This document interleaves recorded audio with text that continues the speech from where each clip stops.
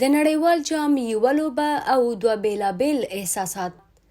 د تیر 2023 کال په ورځنی نړیوال جام کې د اکتوبر په 23مه له پاکستانه د افغانستان لومړنۍ بریا او د افغان ستورو پر مټ پاکستان ته لومړنۍ ماتې هغه نیټه ورځ او شیبه ده چې د هیڅ افغان به هیره نشي او لا هم له یادې تاریخي بریا په خواله رسنیو کې یاده کیږي. تازه د وطن ځوان لوبغاړي او د کرکټ د نړۍ پاچا راشد خان هم په نړیوال جام کې له پاکستانه د بریا په اړه څرګندونې کړي. نوموړي له یوې هندي رسنۍ سره په مرکه کې ویلي چې د اکتوبر 23مه د شپې د خوشحالۍ او د نڅا له لاسه خوب نه دی کړی او د وجود ټول دردونه مې هیر شوي وو.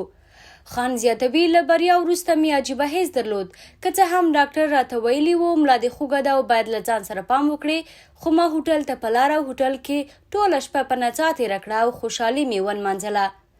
هغه ویډیوګانې چې له پاکستانه د لوبې له ګټلو وروسته په خواله رسنیو لاس په لاس شوې وې، ښکارېدل چې راشد خان د نورو ټولو لوبغاړو په پرتله ډېره نڅا کوي او ټول لوبغاړي فکر کوي چې په راشد څه شوي دي.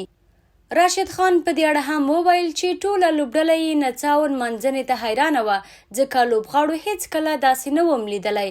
هغه یوه ډېره جلا خوشحالي وه، ځکه ټول هیواد کې جشن و.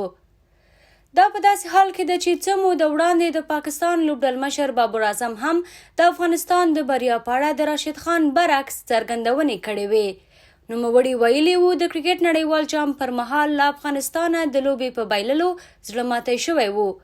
بابر اعظم له پښتون زلمي یوټیوب چینل سره په یو پوډکاسټ کې ویلي وو له افغانستانه د ماتې خوړلو په شپه یې خوب تښتېدلی او یو ډول رواني تکلیف ورته پیدا شوی وو او په وینا یې هغه مهال افغان لوبغاړو د تمې خلاف ښه لوبه وکړه.